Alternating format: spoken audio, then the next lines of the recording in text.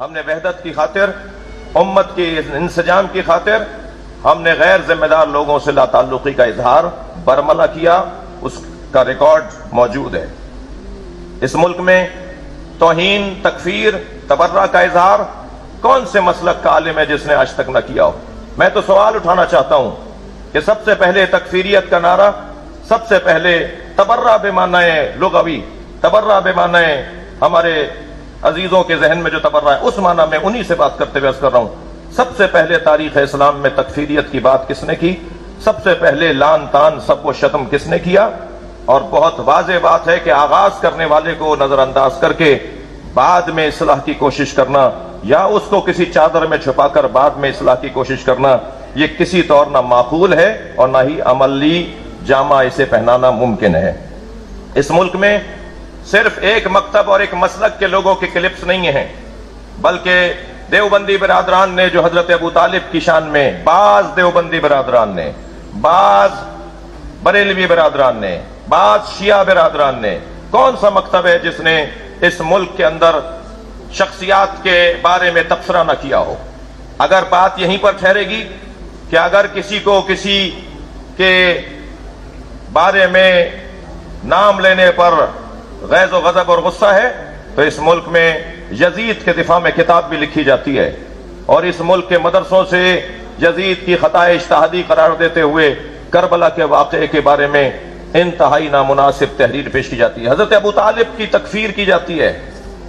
حضرت ابو طالب کو معظم بن نار کہا جاتا ہے،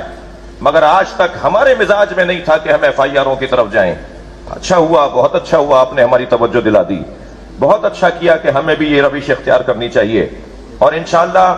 اسلام آباد بلکہ پیواڑ کی چوٹی سے لے کر کراچی کے ساحل تک، لداخ کی پہاڑیوں سے لے کر کراچی کے ساحل تک پوری ملت جعفریہ پہلے کی نسبت بعض چیزوں میں ہوشیار ہوئی ہے۔ ہمارا مزاج نہیں تھا بہت سی چیزوں کی طرف توجہ کرنے کا، ہم چاہتے نہیں تھے اس وادی میں قدم رکھنا، ورنہ اس ملک میں کہاں کہاں کس کس نے کیا کیا کہا ہوا ہے وہ سب کے ریکارڈ پر موجود ہے۔ دیکھیے پاکستان کی معاملات پر غور کریں، یہ تکفیری ٹولہ جس نے ہم نے 82 سے لے کر 2015 تک لاشیں اٹھائیں، یہاں تکفیری نعروں سے پاکستان کی دیواروں کو کالا کیا گیا، ہم نے ایسے ایسے جنازے اٹھائے جن کا بیان آج بھی رونگٹے کھڑے کر دیتا ہے، ہم نے بڑی میتیں اٹھائی ہیں۔ کس نے سب سے پہلے اس ملک میں تکفیریت کا نعرہ بلند کیا؟ اگر آپ کو تکفیریت، آپ کو کسی کو کافر کہنے کا کسی نے مجاز بنایا ہے، پہلے تو یہ طے کریں کہ آپ کہاں سے یہ مجاز ہیں اور کہاں سے یہ حق رکھتے ہیں کہ جسے چاہیں مسلمان کہیں اور جسے چاہیں کافر کہہ دیں۔ یہ اختیار آپ کو کس نے دیا؟ کیا آپ ہم سے زیادہ تفسیر قرآن جانتے ہیں؟ کیا آپ ہم سے زیادہ احادیث کو جانتے ہیں؟ یہ اگر بات جائے گی تو بہت خطرناک حد تک چلی جائے گی۔ میں ایک لمبی لسٹ پیش کر سکتا ہوں کسی فورم پر کہ صحابہ کرام میں کتنی تعداد تھی جن کے شیعہ ہونے پر اہل سنت کو اتفاق ہے، تابعین میں کتنی تعداد تھی جن کے شیعہ ہونے پر اہل سنت کو اتفاق ہے۔ جناب مفتی شامزئی عقیدہ ظہور مہدی پر جب کتاب لکھتے ہیں تو وہ اس عقیدے پر جب راویوں کی پرکھ اور جرح و تعدیل کر رہے ہوتے ہیں ان کی روایات پر، تو اس میں وہ لکھتے ہیں کئی جگہ کہ یہ شیعہ تھا، وہ ثقہ شیعہ، اور اس کے بعد ایک جگہ لکھتے ہیں یاد رہے کہ اس زمانے کے شیعوں میں اور آج کے شیعوں میں فرق ہے۔ میں تو بات یہ کر رہا ہوں کہ جب تم تکفیریت کا نعرہ بلند کرتے ہو تو ذہن میں رہے کہ صحابہ کرام میں ایک بہت بڑی تعداد شیعہ تھی، اور تابعین اور تبع تابعین میں ایک بڑی تعداد شیعہ تھی۔ بات صرف اتنی ہے کہ یہ ملک متحمل نہیں ہے کسی بھی طور فرقہ پرستی کی طرف، کسی بھی طور تنقیدی ہے۔ اگر بات آتی ہے ایف آئی آروں کے ذریعے سے ملک میں انارکی پھیلانے کی، پہلے تو یہ جو 2 شخصیات کے بارے میں ایف آئی آر کراچی میں کاٹی گئی،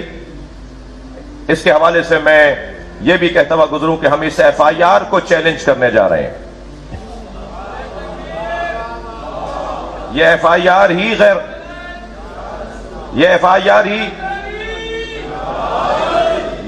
آر ہی قانونی تقاضوں کو پورا نہیں کرتی، اور انشاءاللہ پاکستان کا قانون مظلوموں کا ساتھ دینے کے لیے بنایا گیا ہے۔ یہ بات پہلے بھی ہوتی آئی، بعض باتیں پہلے ہوتی آئیں جنہیں ہم پسند نہیں کرتے تھے، ہم خود پسند نہیں کرتے تھے، اور بعض باتیں ہمارے عقائد کا حصہ ہے۔ میں موٹی سی بات کروں گا خلفائے ثلاثہ امہات المومنین رضی اللہ تعالی عنہن اور بالاخص اہل بیت عظام علیہم السلام کی تعظیم، اہل بیت کی تعظیم ہم پر لازم ہے، اور خلفائے ثلاثہ اور امہات المومنین کی بے احترامی کرنا ناجائز ہے۔ لیکن یہ ہرگز سرایت نہیں کرے گا عقیدہ کہ ہم بنی امیہ کی تعظیم بھی کریں گے، ہم بنی امیہ کا احترام بھی کریں گے۔ یاد رہے، بے احترامی کرنا اور بات ہے، اور انہیں اپنے لیے نمونہ عمل بنانا اور بات ہے۔ ہمارے لیے نمونہ عمل اہل بیت عصمت و طہارت ہے، مگر مقدسات کی توہین تمام فقہاء امامیہ کے فتاوی کی روشنی میں ناجائز ہے۔ مسلمہ اسلامی مسالک کے مقدسات کی توہین فقہاء امامیہ کے فتاوی کی روشنی میں ناجائز ہے، مگر پہلے طے کیجئے کہ جس پر آپ کو زیادہ غصہ ہے وہ آپ کے ہاں مسلمہ ہے، ان کا احترام، ان کا مقام، ان کی حیثیت آپ کے ہاں مسلم ہے؟ نہیں عزیزان گرامی، میں اپنے پاکستان کے ایک مفتی اعظم صاحب کو متوجہ کروں گا کہ آپ کے دائیں بائیں کچھ لوگ ایسے نظر آ رہے ہیں کہ جو اس ملک کے پہلے بھی خیر خواہ نہیں رہے، جنہوں نے ماضی میں بھی اس ملک کے اندر آگ لگائی، اور انہوں نے ہمارا نقصان تو کیا ہو اپنا نقصان زیادہ کیا ہے۔ خدا کے لیے آپ سمجھدار ہیں، معاملہ فہم ہیں، بزرگ ہیں، آپ اس کے خطرات کی